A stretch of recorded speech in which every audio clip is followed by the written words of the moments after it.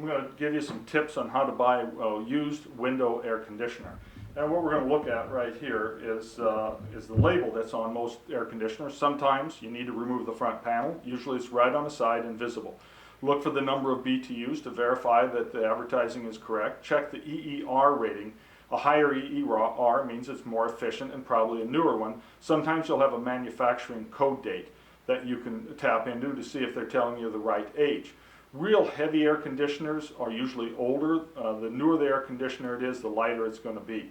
Once you're finished with that, you need to turn around and determine what to do, whether it works. And the first thing you want to do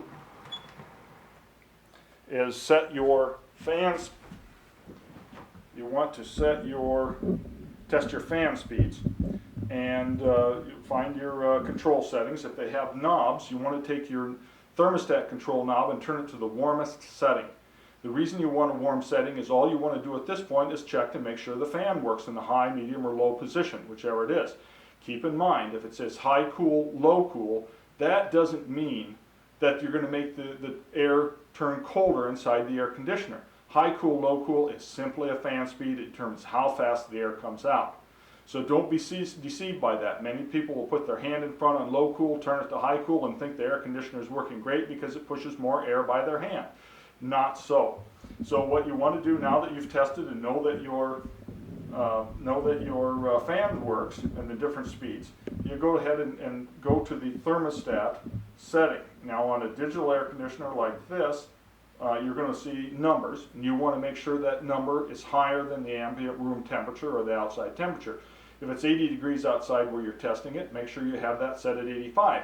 Because at this point in time, what you're going to do is slowly move your temperature down or turn the dial toward colder to listen for the compressor kick in. You want to make sure that compressor kicks in. Now, if you just turned it on and the air compressor ran a little while before you move that temperature up, you may have a 1 or 2 minute delay before you do that. Some of them are automatically built in to have a delay. One other problem, and that's a safety feature to prevent you from blowing a fuse. If you get to a place where it has an air conditioner, they've had it setting on the butt end or on the side, or they moved it around a lot, you better wait a little while before you plug it in and turn the thermostat down to cold and run that compressor, because oil can get in the compressor and blow a fuse or maybe ruin the air conditioner.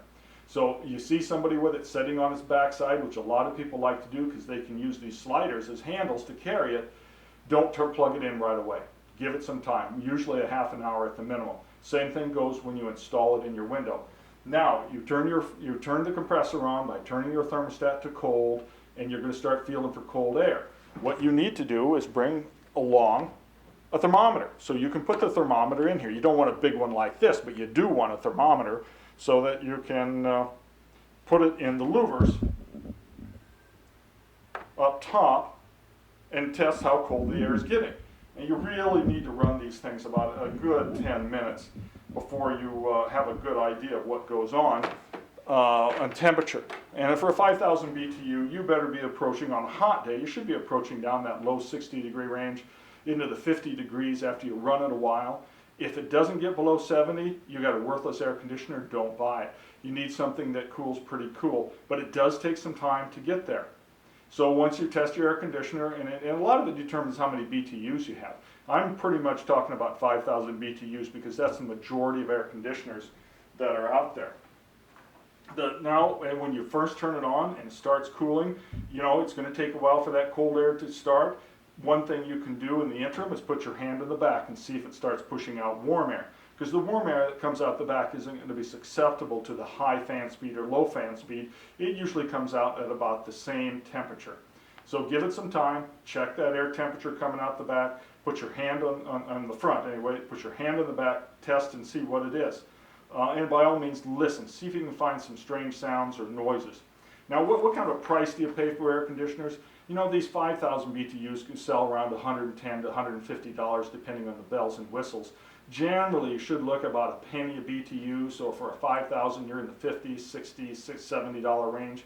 I usually say 60 bucks for a 5,000 BTU, 110 to 120 for a 10,000 BTU is kind of the range you have it. So 5,000 translates to $50 to $60, 10,000 translates to $100 to $120. That's kind of the range that I think that they are at the current stage of the market. But if it's 100 degrees out, usually there's a lot more demand.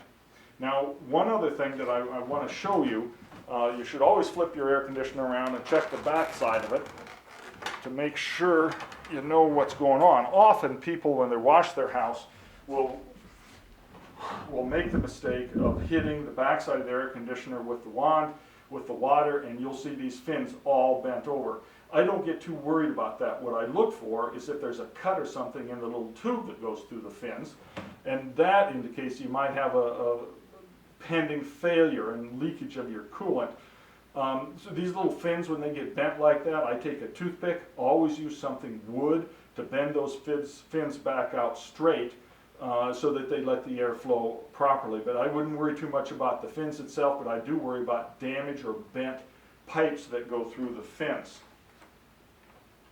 So once you've checked your temperature, you've checked that all the fans work, you checked your BTUs, and you check the age, usually you're ready to negotiate your deal and see if you can buy yourself a good air conditioner.